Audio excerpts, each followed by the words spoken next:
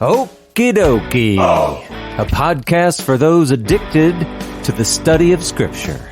Welcome, fellow addicts. This is your safe place to OD. Samuel! Here I am. What are we going to talk about today? Today we are continuing to work our way through the Gospel narrative. This is Gospels Part 59.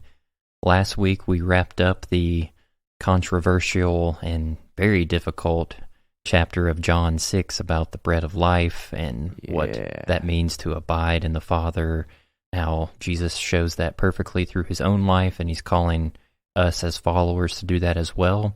And then we kind of switch paces a little bit to another story where the Pharisees and the scribes were criticizing Jesus about his disciples breaking these quote-unquote traditions of the elders. In this case, it was the washing of hands before eating, and then Jesus is responding by saying that in reality, they're breaking God's commandments by keeping these traditions of the elders in a way that's not alleviating suffering and not continuing to help the oppressed, and their pursuing of these traditions is actually doing more harm than good. And he actually showed an example with one of his cross references about back in his day with people with their parents and neglecting them for the sake of resources going to the temple, like crazy stuff that we were wrestling with. And we're going to continue that today. Yeah, the exact... Korban, wasn't it? That's right, Korban. It's the exact opposite of things we see in Torah. And that was a great review because it's important that we remember it started out with a question about, let's just say, ritual purity, washing hands before eating. And the big controversy was between traditions and commandments. And commandments need to always win out over tradition, right? But as we continue, Jesus is going to use that as a springboard and talk about some other things. So our next section is in Matthew chapter 15, verses 10 through 14. And in Mark, this would be chapter 7, verses 14 and 15. We're going to go ahead and read from Matthew. And he called the people to him and said to them, "Hear and understand. It is not what goes into the mouth that defiles a person, but what comes out of the mouth, this defiles a person." Then the disciples came and said to him, "Do you know that the Pharisees were offended when they heard this saying?" And he answered, "Every plant that my heavenly Father has not planted will be rooted up. Let them alone. They are blind guides. And if the blind lead the blind, both will fall into a pit." Okay. And this is like classic Bible stuff. I mean, these are the parts of the stories that always feel really comfortable. But there's still a lot of great stuff in here. So let's talk about what's going on. Now, you can kind of see, now this wasn't direct. Okay, this is a very indirect way of doing it. But you can kind of see that Jesus is challenging the Pharisees and the scribes. He turns and he calls the people to him and he says this thing. So it's indirect, but in a sense, it's kind of like a public throwdown, if you know what I'm saying. And this, I guess it depends on who you are in the story and how you look at it, whatever. But you could possibly look at this and say, hey, that might have been kind of embarrassing and humiliating back on the scribes and Pharisees. And the reason I bring that up is because remember when we were trying to say, well, wait a second. The fact that Jesus brought this up in the first place about, hey, you're breaking commandments but trying to keep your traditions, we were thinking, well, the scribes and Pharisees, they must have done something right there in that moment that Jesus was talking about. And we talked about at least one idea that I had read about, the idea that, well, maybe he was kind of embarrassing or humiliating those disciples. And so here you see kind of the inverse of that. Now, we have to say this. This is important. As a general rule, we should be very protective of a person's dignity and reputation. And I'm going to say, even when they are in the wrong, we all have to be very protective of that. So, calling people out in public definitely should not be our go-to response. We see Jesus do things that kind of appear to be this on a few different occasions, and for what it's worth, they do at least seem to be reserved for those who are in leadership that are leading others astray. And so maybe we could look at that and say, well, okay, maybe that kind of stands out as a special situation or something. Don't know. But here's what we know. Obviously, because Jesus is doing it, he is acting in the right. We just trust that because he's God's perfect Messiah, okay? The thing is, we're not always sure why it's right. It's not always obvious. So when you see this as an example, if what you're seeing in the text is Jesus kind of, getting them right back for what they did, well, okay, I'd be mighty careful with this.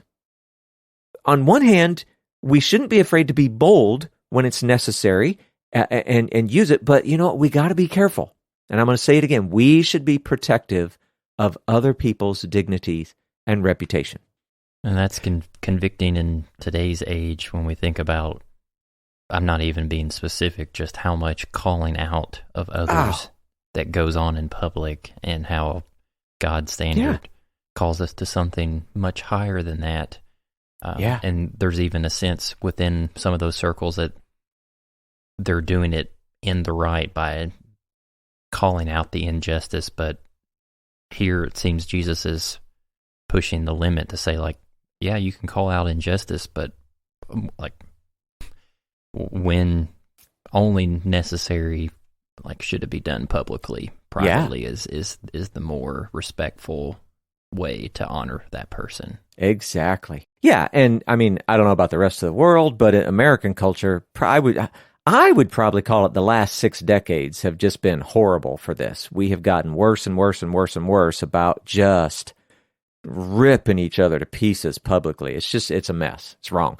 But anyway, in this story, and I think it would also be fair to say, I don't think that's even what's happening here. Okay, I'm not going to argue with you. Maybe not. Maybe, but I'm just saying, if you are seeing this in the text, hey, you need to have a big yellow caution sign out, right? It's just an important thing. But however you read it, it's also important to see Jesus, he's not finished. It started with, hey, you guys are, choosing traditions over commandments, bad idea. But he wants to continue, and he's going to tell everybody now who's around him, everybody can hear him, and he starts to switch the topic on him. He uses that as a springboard. It's not what goes in you that defiles you, it's what comes out. So first, the obvious connection. Jesus is relating back to the original conflict, which was not washing before eating. And so that's the whole idea of what goes in to you.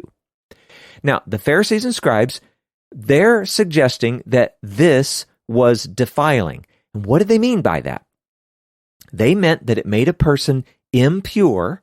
Well, what did they mean by that? They meant ritually, which is another way of saying physically impure. And what does that mean? Why is that important? Because purity, physical purity, was an important part of being able to enter into the temple and many of the just call it the cultural things in Israel. Now, this is important because Jesus' point is now switching, and he's no longer caring so much about ritual impurity. Now, we're going to let Jesus explain it more below. I don't want to spoil it, but we have to note Jesus is not suggesting setting aside commandments. I mean, he just busted their chops. You're setting aside commandments because of tradition. So he's not suggesting setting aside any commandments, especially, and this is what many people see in this text, any of the commandments about eating unclean animals, like you would find if you want to read about it, go back to Leviticus 11 or whatever. I mean, he just scolded them. So he's not trying to set aside any, and specifically and especially, he's not trying to set aside any commandments about eating unclean animals. So my point is just to say, let's stay in the context. Pay attention to what you're reading. We are talking about eating bread with unwashed hands, which has to do with ritual impurity. Now, we get down to verse 12. I don't know. I kind of get a kick out of this. Do you know that the Pharisees were offended when they heard this? I mean, okay. I'm sure there are a number of, senses in which we could take this verse or whatever. But to me, it kind of comes across with can you believe those Pharisees? It's like they didn't even understand what you meant. They got offended. Ha ha, losers. Now, I'm sure they probably didn't even mean it that way, but you get what I'm saying. It's like the disciples are pointing out that they've got a problem with it. And this is going to become really funny in just a couple of more verses. I won't give that away either, but you'll see that. It would, how do I say this?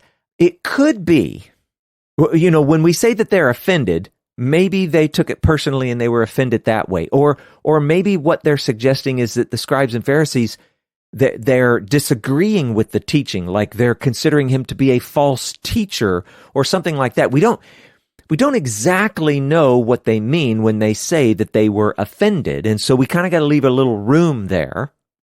But anyway, I point out that verse because I think it's going to be a little more comical later when we see what happens. Do you think that there's also a chance that the disciples' response in verse 12 could be motivated out of fear of the Pharisees with the authority that they have over the public and what is being taught from day to day? And the disciples are coming to Jesus like, Rabbi, do you know what you just said? They seem really offended. I don't know what you're going to do about this, but we just want to let you know. And probably Jesus is rolling his eyes I'm the dadgum son of man. You don't think I can handle this? And I, for one, can definitely picture Jesus using the phrase dadgum. Dadgum it anyhow. Oh, darn it. What in tarnation? I'm just saying. I can picture it. He was from the country in terms of Jewish sins. That's right. But yeah, no, I think, yeah, that's another great possibility. But now listen to how he responds. So they're saying, hey, did you know the Pharisees, they were kind of bothered by what you're saying? And his answer is, every plant that my heavenly Father has not planted will be rooted up. Samuel? Does that remind you of anything? Wasn't there a parable Yeah. that Jesus was talking about? There's like good plants and bad plants in the same field, and some characters are like, Master, do you want us to go pluck up the bad plants? And the master's like, no, because if you do that, you might pull up some of the good plants too. Right. And that is exactly what this alludes to. I mean, and I don't mean that Jesus is like, hey, I'm going to remind you of something I said before, but that same line of thinking, all of that, it takes us back to the parable about the wheat and the weeds, or the wheat and the tares. And this also connects to a couple verses back in Isaiah. And so, Samuel, I'm going to have you read these just because they have something to do with people as plants or whatever, if you think of it that way. This is Isaiah chapter 60, verse 21. Samuel, read that. Your people shall all be righteous. They shall possess the land forever, the branch of my planting, the work of my hands, that I might be glorified. So that's an example of a good plant being something that God desires, and it glorifies him. Isaiah chapter 61, verse 3, and actually I cut out just a bit of that, so read that part. That they may be called oaks of righteousness, the planting of the Lord, that he may be glorified. Yeah, and there it is again. And in this case, what does righteousness represent? Well, it's the tall, mighty, strong plant, right? That kind of thing. And again, that he may be glorified. And so, right here in the middle of this, we get that little reminder, hey, you know what? Be the wheat and not the weed. So, I don't know. I just love that little picture. And my brain goes to, like, you see it in the very first Psalm, like Psalm 1, the person who delights in the law of the Lord, he's like a tree planted by streams of water. Jeremiah in chapter 17, he showcases those who are not in accordance with God and his law. They're like these bushes that don't produce fruit, or that they seem like they're producing fruit, but it's very hollow in terms of substance and quality. And then I think in like Jeremiah 17:7, he says, like, blessed is the man who trusts in the Lord. He will be like a tree planted by the water. So, I mean, the plant imagery to showcase the righteous from the unrighteous is all over the text. Yeah, it's a great picture. And remember, it's the response to, hey, did you know that you made them upset? You know what? Just be a good plant. I don't know. Yeah. I love that. It's great. And then I thought this was super interesting. Let them alone. They are blind guides. We don't think too much of that. But that phrase, the word underneath it for let them alone is leave behind. It's the same word that Mark used in his gospel when he was saying that they were leaving behind the commandment of God. And Jesus is saying, you know what? Leave them behind.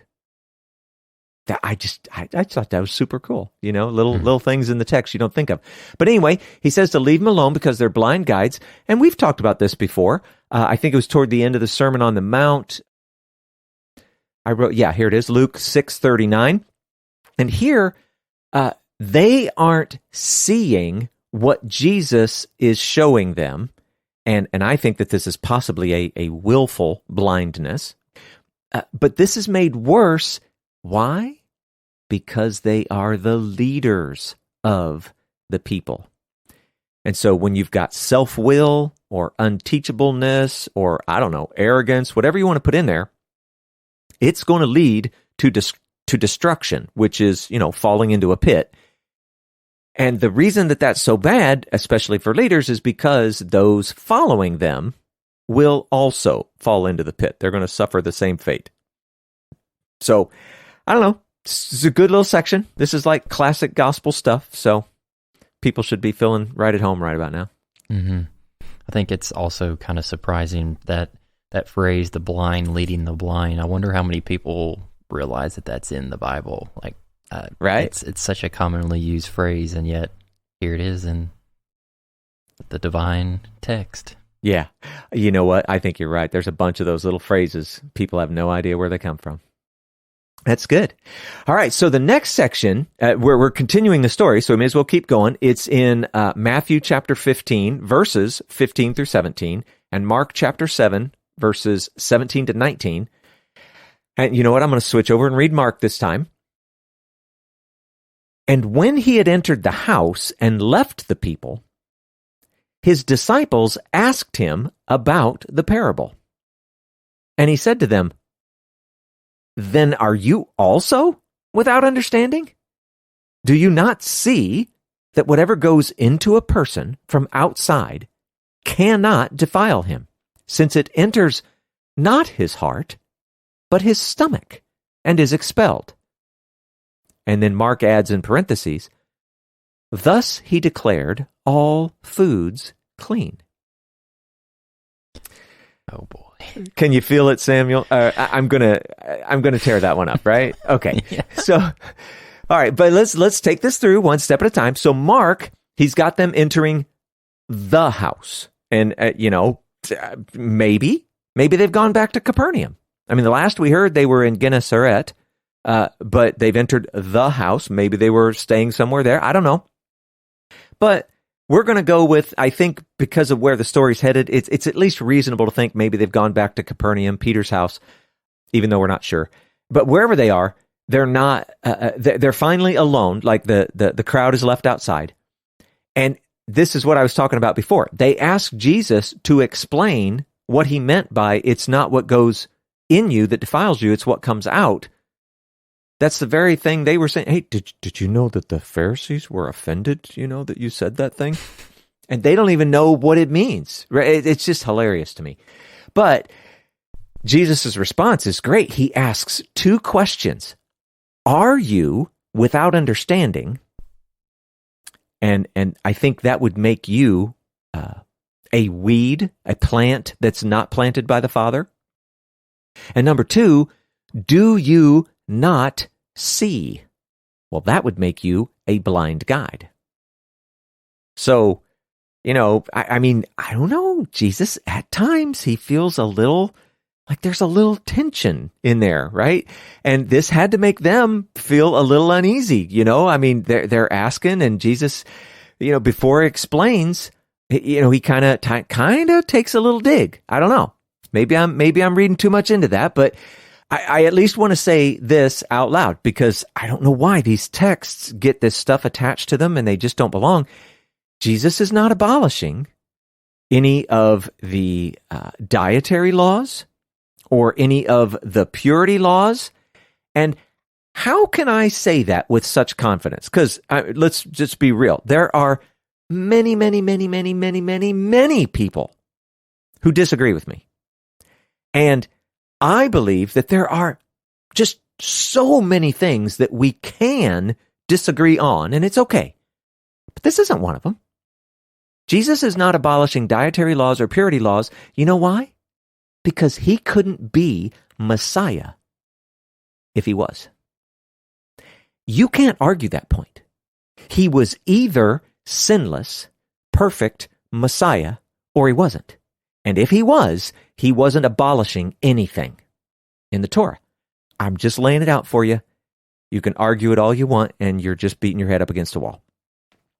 But in all of this, Jesus is teaching about obedience and purity.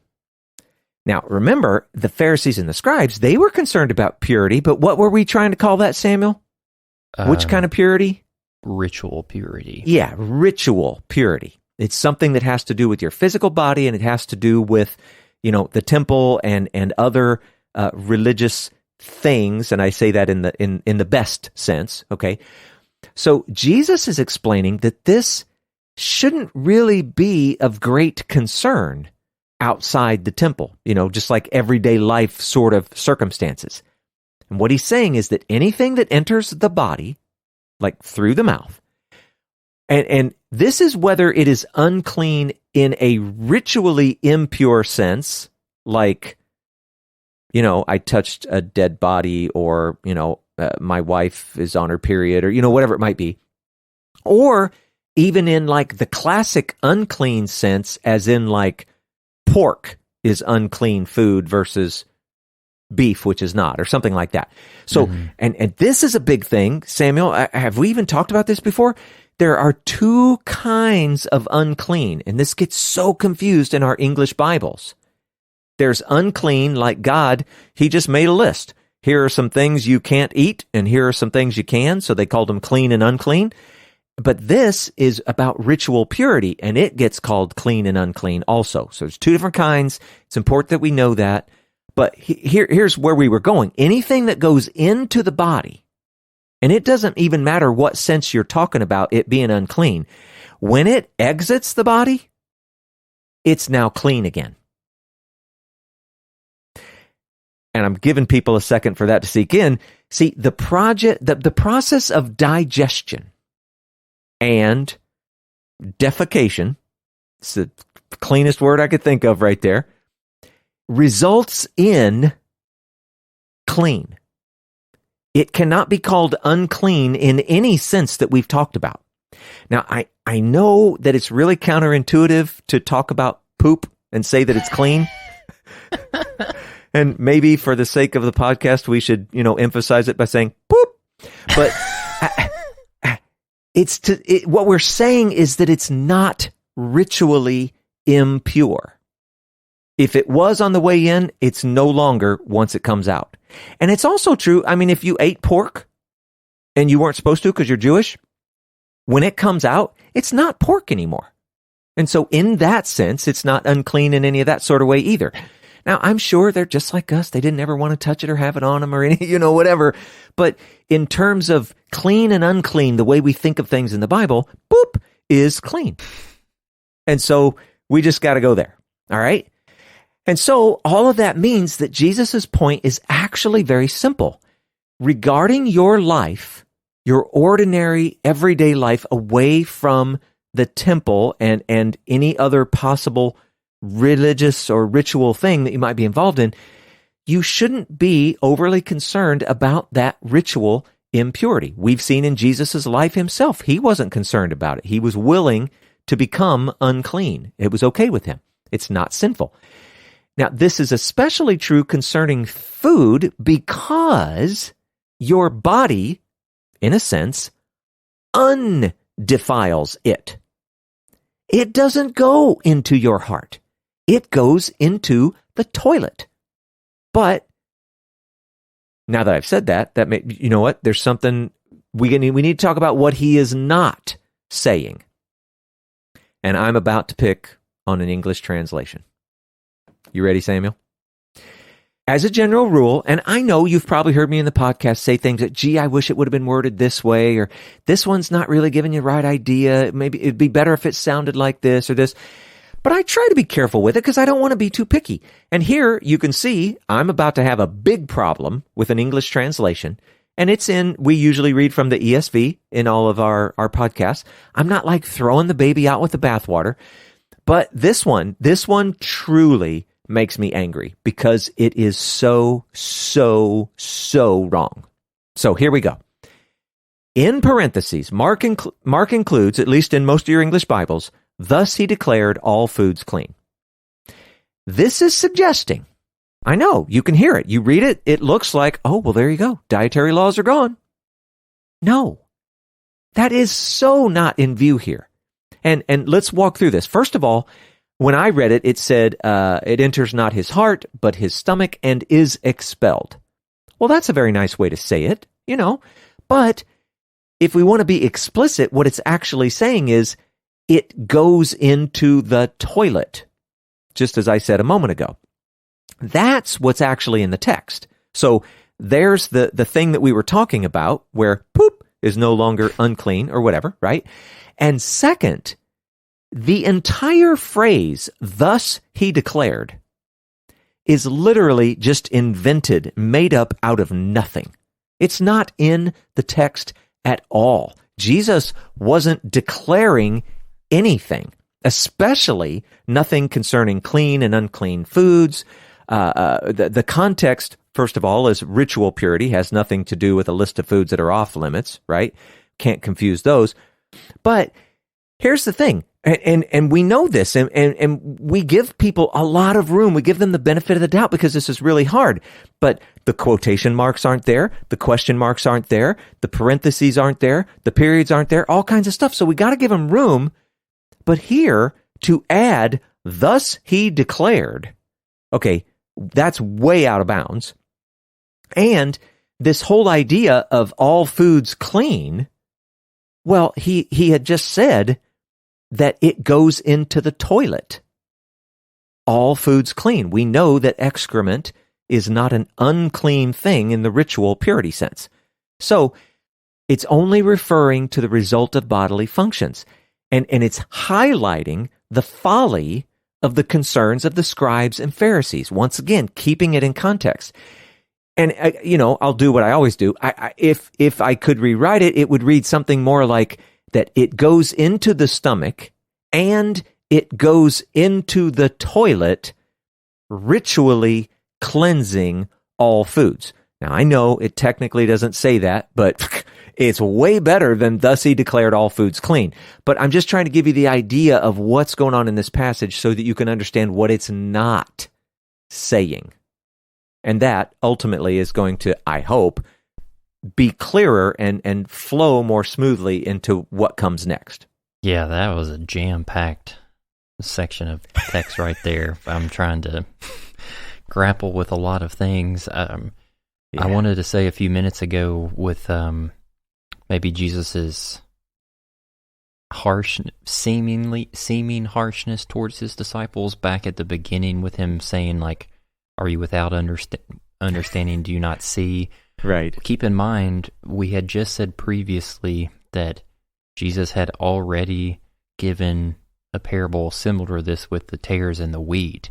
Right. And then if you think about the rabbinic relationship, that students' primary goal, like their identity in terms of once they become a student of this rabbi, is to imitate him, his actions, his lifestyle, his words, including his teachings, then I would say it's justified in some sense for Jesus to be maybe a little upset, because he's like, you're with me day in and day out. You've heard, for all we know, he may have been giving a similar teaching elsewhere to the public. Right. The Gospels say that there's so many accounts that were never written down. So just keep that in mind, that I'm not trying to bash on the disciples unnecessarily, but Jesus has some right to showcase this criticism because he's keeping them to a high standard, because they are his apostles. Like that, these are the 12 that he chose to build the assembly that will go out to the entire world. And then I hope that people don't walk away from this little tidbit about dietary laws and making foods clean, unclean, all this, that we're trying to suggest to listeners that, oh, we need to start eating kosher. Like, that is not what we're saying at all, because unless you are covenantally Jewish and you're listening to this podcast, like, the dietary laws don't apply to you because we're Gentile. That doesn't mean that we shouldn't try to learn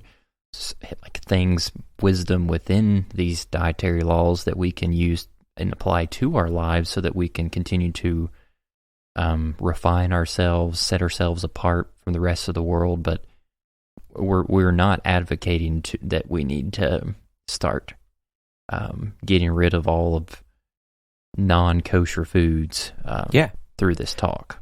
Yeah, that's absolutely right. I'm glad you brought it up, because, again, if you're listening to the podcast and you're Jewish, guess what? We're putting that on your shoulders. You do need to take that on. And sorry if you don't like it, but you have a covenant responsibility. Gentiles, it's not that way. Now, I would add, and we're going to see this, someday when we get to Acts 15, the result of the council in Jerusalem, that there are some extra standards about dietary things, and it has to do with Jews and Gentiles, all believers, living together in community. And so that may make our diets and everything a little more stringent. But that's for the sake of community. It's not the same as being in the covenant as a full-on Jew. But yeah, good point, Samuel. I also just wanted to add, since we got on the topic of poop.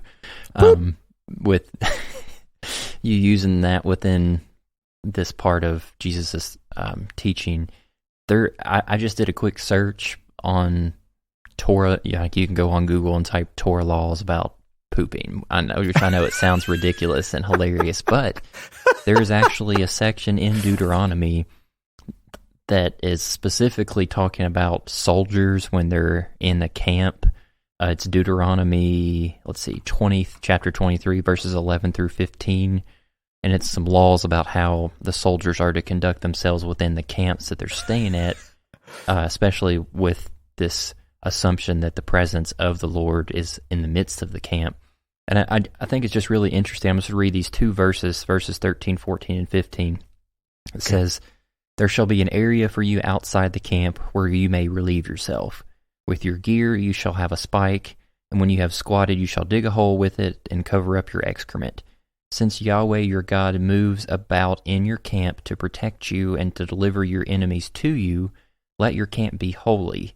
And then this is the interesting part. "Let him not find anything unseemly among you and turn away from you." That Hebrew word, as far as I can tell, is not associated with the unclean aspect that you were mentioning just previously. It has more to do with like shame and nakedness associated with, the act of relieving yourself. So I just find that text interesting, and it coincides really well with this part too.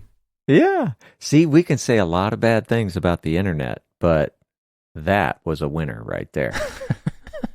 Winner, winner, chicken dinner. How about that, ladies and gentlemen? We have a winner! That's right. No, that's super good. That's super good. And, I encourage people, hey, even if it turns out we're completely wrong about everything, if we're somehow sparking the desire to study and research and all of that, man, get after it. Do it. It's good stuff. All right. So where are we headed next? He's not actually done. Okay, so we're still on the same topic. We're going to go, this is in Matthew chapter 15, verses 18 to 20, and Mark chapter 7, verses 20 to 23. And in this case, I think I'm going to read them both. They are very similar, and yet I think we can gain a little bit from each one. So I'll read Matthew first. But what comes out of the mouth proceeds from the heart, and this defiles a person. For out of the heart come evil thoughts, murder, adultery, sexual immorality, theft, false witness, slander.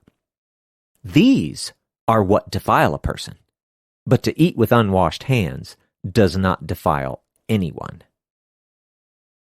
And Mark 7:20, and he said, what comes out of a person is what defiles him. For from within, out of the heart of man, come evil thoughts, sexual immorality, theft, murder, adultery, coveting, wickedness, deceit, sensuality, envy, slander, pride, foolishness. All these evil things come from within, and they defile a person. Okay.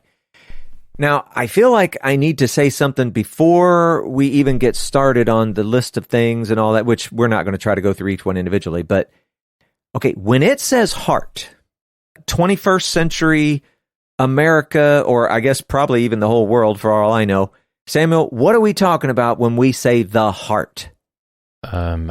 Wait, you're saying within 21st century? Or Yes. Us.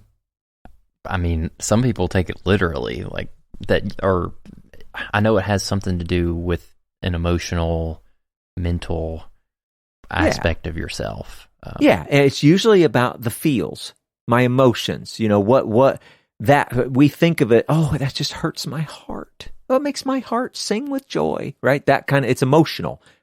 In your Bible, when people are talking about the heart of man, they're talking about your mind and your will. And so that's really not intuitive for us today, but you got to keep that, in your mind, in your biblical heart, if you will, right? So that's the first thing. And now that we've gotten a clearer picture of, how eating and pooping works with regard to ritual impurity, we can see that Jesus is switching because he's speaking now about, and I don't know what to call it, true impurity or spiritual impurity or something of that nature. It's not just the ritual stuff. This is defiling your whole person. And you might even think, like if you wanted to use a Jewish term, we might say the nephesh. It's defiling your whole life. So the food going in the mouth, it doesn't enter the heart. And therefore, it doesn't make you impure, and especially it doesn't make you truly impure.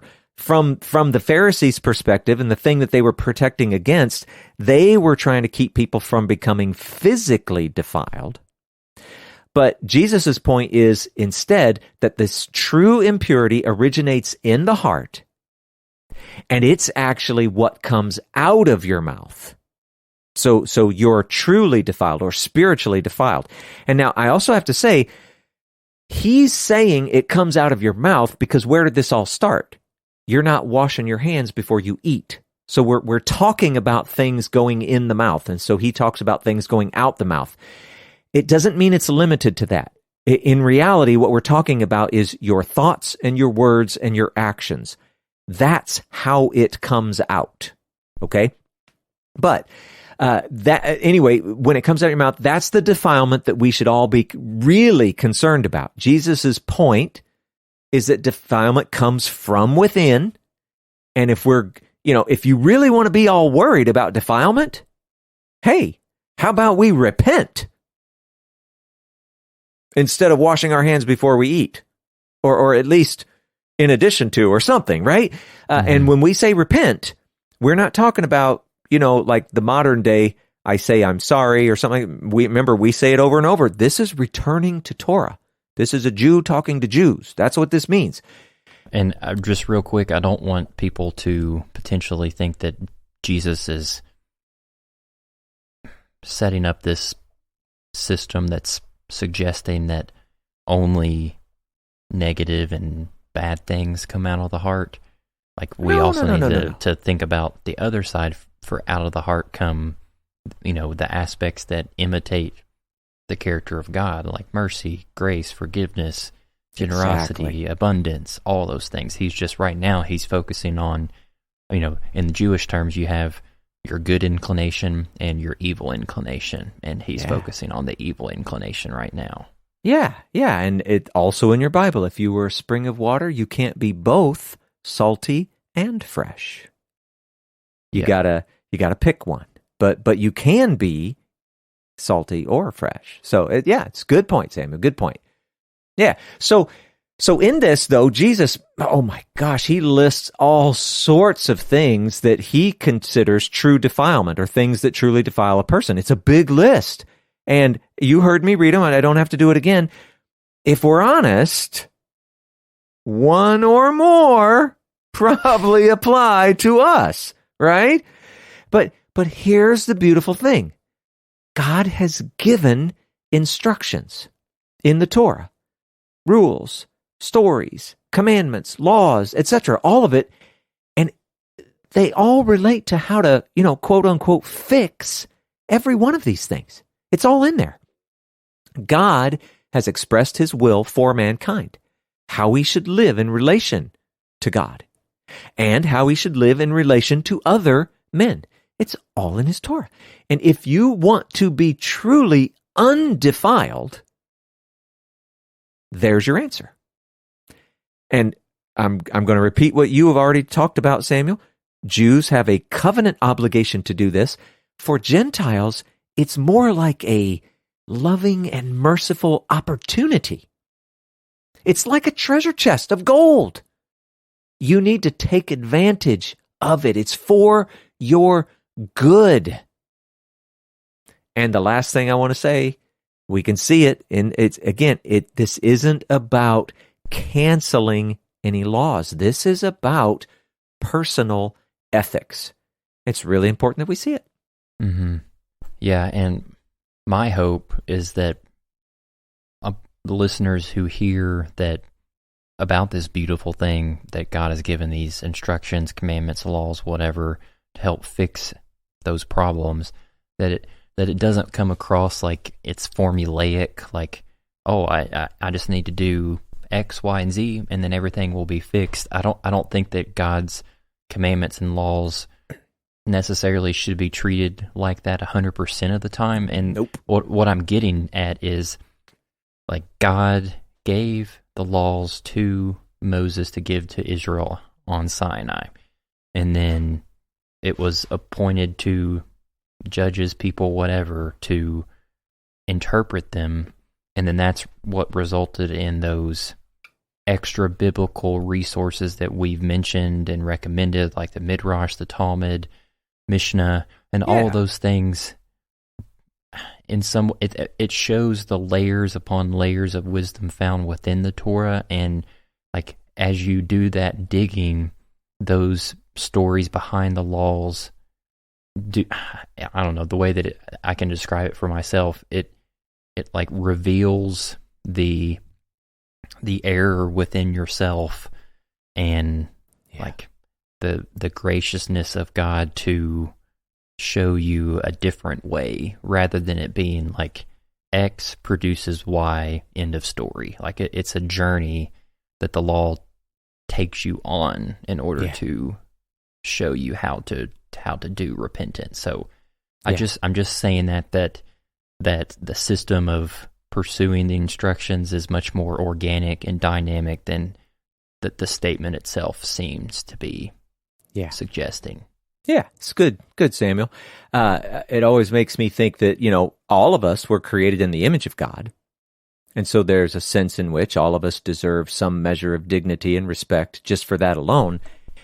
And we also know that we aren't appearing to be in the image, and all of these instructions are how we do that. And so by studying and trying to do what we see, that is, in a sense, imaging God. It's just a good thing. It's awesome. Yeah. All right. Well, Samuel, you're going to have to hold on to your hat because we're about to travel. Uh-oh. Matthew chapter 15, 21 to 24, and Mark chapter 7, verses 24 to 26. I'm going to read from Matthew, I think. It says this. And Jesus went away from there and withdrew to the district of Tyre and Sidon. And behold, a Canaanite woman from that region came out and was crying, "Have mercy on me, O Lord, Son of David. My daughter is severely oppressed by a demon." But he did not answer her a word. And his disciples came and begged him, saying, "Send her away, for she is crying out after us." He answered, "I was sent only to the lost sheep of the house of Israel." Now, okay, that doesn't seem nice. What's going on here? Let's see what is going on. So, Tyre and Sidon, or Sidon, it's pretty far away. It's, I don't know, probably 25 or 30 miles, like as the crow flies. So straight over. It's north and west. It's on, or at least near, the coast of the Mediterranean Sea. It's mostly Gentile. Pockets of Jews in and around there for sure. But Jesus, he seems to be trying to get away. I can only imagine, get some quiet time, some alone time, some teaching time with this, whatever. And we don't really know how long they are there. It could even be measured in weeks or even months. But in the end, the thing is, this whole idea of trying to get away, it doesn't work all that well. And as we see in this story, we have this woman. Now, it depends on your translation. She could be called Canaanite or Gentile or Syrophoenician or who knows, whatever. Thing is, they're a long way from, what would be their home base back in Capernaum, Galilee. They're in a predominantly Gentile region, and still someone knows about him, hears about him being in the region. And what do? They come seeking a miracle. And she's not even Jewish. How does she know this stuff?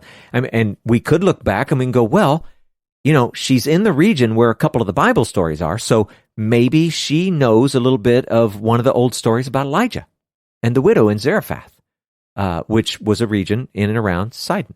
Or who knows, maybe she knows the stories about Jezebel. Jezebel was from Sidon. We don't know, but one thing is certain, Jesus' fame has spread despite his efforts to keep it quiet, which we keep trying to highlight. Here's that Jesus guy trying to shut him up again. But everywhere he goes, and this is pretty far away. So you got to think, if he's trying to keep it quiet because he doesn't want, his end to come too soon, it's kind of amazing that his life on earth was even as long as it was, because everywhere he goes, people know. But then check this out, Samuel. Remember, this is a Canaanite woman, or a Gentile woman, or a Syrophoenician woman, or whatever. Listen to what she says. "Have mercy on me, O Lord, Son of David." Well, didn't we just say she was Gentile? Well, it seems like a big deal.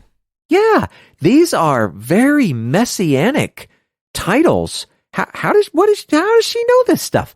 And so even if she might have known some of those old historical stories, she must have had some, I don't know, history or association with some Jews somewhere. I don't know what. But anyway, this woman, she's seeking Jesus on behalf of her little daughter.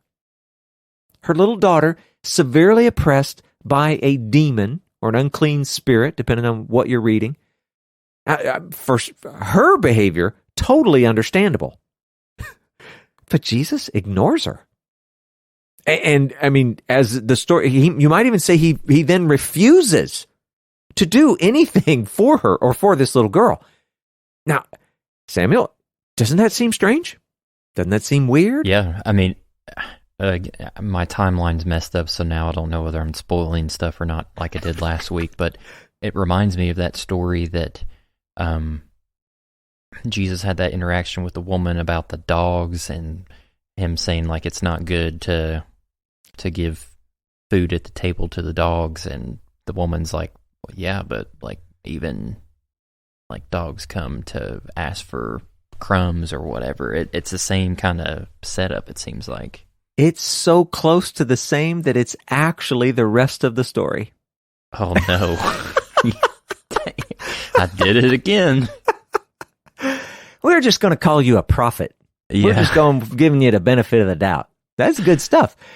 So yeah, of course it reminds you of that, because he just outright refuses. This is a weird, crazy story. And we're not the only ones who might be thinking it's weird, because the disciples also think it's weird. Listen, they beg him to send her away. And so the first thing you got to wonder is, wow, how much is she crying out? And I like, for how long is she keeping it up? They're begging him to send her away. And I also would just like to point out, if somebody was really, really, really bugging you and you were hanging out with Jesus and all they wanted was for Jesus to heal their daughter, just think about it, Samuel. Would you say, oh, Jesus, please, I can't take it anymore. Will you please just send her away? Or would you say, oh, Jesus, I just can't take it anymore. Will you please just heal her daughter so she'll go away? I mean, given Jesus' history and all the things that he's done leading up to this point, that the second option would seem more logical. Yeah. On the disciples' behalf. Yeah, but they didn't. They didn't ask him to heal the daughter. They asked him to send her away.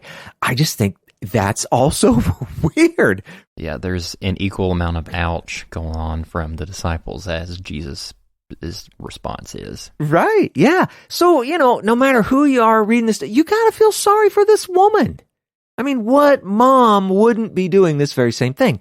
And so, this is what's interesting. Jesus responds to their request, the disciples, by saying that he was sent only to the lost sheep of the house of Israel. And, just to say it out loud, this woman was not that. And so we got to see what's actually being refused in what he said. He's specifically refusing and talking about healing this little girl. Now, she doesn't appear to be there with her mom, as far as we could tell, but, still, that just seems harsh. Jesus is focused on his mission. It feels mean to us, but this is a super important piece of information, something to keep in your head when you are trying to imagine this Jesus person. Jesus was focused almost exclusively on Israel when he was here. It wasn't exclusive, but as Samuel said earlier, and of course now we know Jesus would say, it was dadgum close. So, yes, we know that the Gentiles were always to be included in the big story, ultimately. That's totally true. Jesus isn't changing that or whatever. But that was contained within the promise to Abraham. But for the proper image in our heads, we need to keep this general exclusivity in mind. Jesus is here for Israel, specifically the lost sheep, and he remains firm. He is not going to help. Okay, Paul, I'm going to push back against this a little bit because I'm struggling. Now I can't remember if we've gotten to this story or not, too. I think we have. Surely this is not going to happen 3 times in a row. But what about the story about the Roman centurion who comes to Jesus asking was it for one of his servants that was sick and needed healing, and he didn't even want Jesus to come to his house because he didn't feel worthy. Right. And Jesus says, like, I see this faith here among this Gentile person, and I haven't seen faith like this in all of my own house of Israel. So Right. My question is, why in that example does Jesus seem to be more sympathetic or willing to help? There doesn't seem to be that firmness, but in this case there is. Yeah. It just seems odd with the discrepancy there. Yeah. Well, the thing is, I totally agree with you. I mean, I look at this and I see the story and I see him pushing back against this woman, and I'm just like, oh, that does no. Somebody wrote this wrong. That can't be what happened. He wouldn't do that, but he does. And so I feel the exact same thing that you're feeling. And I'm not denying that at all. All I was trying to do was add on to it and say, hey, listen, there's something that we can emphasize while we're in the middle of this really weird, strange story. Why is Jesus refusing this woman, this poor little girl? Why? And it's like, hey, for a proper picture of who Jesus was, we have to remember he was there for the sake of Israel. We know that Gentiles benefit in the long run, for sure, but to have a proper image, we got to know his focus, his mission, his life was centered in and around Israel. Now, as we continue through the story, we're going to see even more Gentile-related stuff. It's very, very important. So it's not that it's going to be 100% exclusive, but oftentimes, and there are many who actually believe that Jesus came to actually get rid of the Jews and Israel and Judaism and replace them with, quote unquote, the church. And so we are definitely not in agreement with that kind of interpretation. And so part of what people get in their head is this idea that Jesus is, kind of like putting all the Jews in their place, showing them how unworthy they have been because he's about to kick them to the curb and all that. And that's not true. So for a proper image of him, we have to see him. He is Israel-centric. Gentiles only make it in these few little stories here and there. And so on one hand, Samuel, you're not pushing back because we're in total agreement. And on the other hand, we're using this weirdness to make sure that we have a proper view of Jesus's life generally. Mm-hmm. Did that help at all?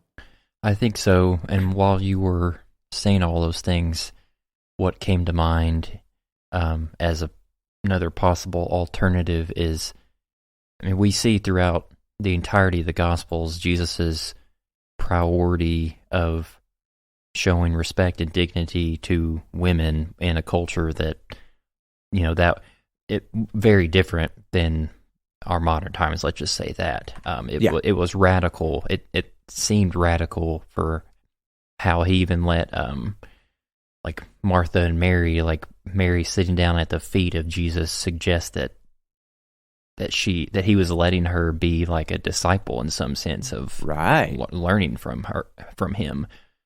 So as just a possible alternative to maybe what's going on, when we see something that seems to be so outside of the bounds of Jesus's character, if we start with that foundation that, man, Jesus really respects women, he wants to include them in the story, he knows that they're a part of like God's image and wants to include them. And then we see this example here where it seems harsh and rude and everything. I think that the more proper response would be, wait, Jesus is a rabbi. Like, something rabbinically has to be going on here in terms of like the nature of this situation, this conversation, this interaction between Jesus and this woman that we can't see on this side of things, that he's weaving, he's articulating, using to get to some end in terms of teaching this non-Jewish person something. And like, we know that because Jesus has done very radical things rabbinically to get points across. He's drawn in the dirt. he sent demons into pigs off the side of the cliff. Like he's turned water into wine. Like it wouldn't be outside of his bounds to like initially it seems completely out of left field, but he's going to turn it into something that's going to result in good for her and for the mission of God too. Yeah. Yeah. And that actually is a perfect setup for the rest of this story. And believe it or not, we have to go. Shout out to Aslan Kinsavage. He's going to hate this episode again. That's right. That's right. Sorry for the cliffhanger. But yeah, I mean, we're already at our limit, so we got to get out of here. But yeah, it's a really good setup, Samuel, and we're going to see exactly the thing that you're talking about pretty much coming to fruition in the next little bit. So that's going to be, that ought to feel pretty good when we get there. Yeah, I'm looking forward to it. Hope all of our listeners are as well. Yeah. Well, I mean, we've got them on the edge of their seat now, so yeah. Let's shut this thing down. Okie dokie. Thank you for listening to the Okie Dokie Most podcast. Don't forget to subscribe so that you never miss an episode. And be sure to leave us a rating and a review to let us know how this content is impacting your life. You can find out more information about the podcast at www.okiedokimos.com. And if you'd like to get a hold of us, please send us an email at okiedokimos@gmail.com. And until next time, we pray that you will do your best to present yourself to God as one approved, a worker who has no need to be ashamed, rightly handling the word of truth. We'll talk to you all again soon.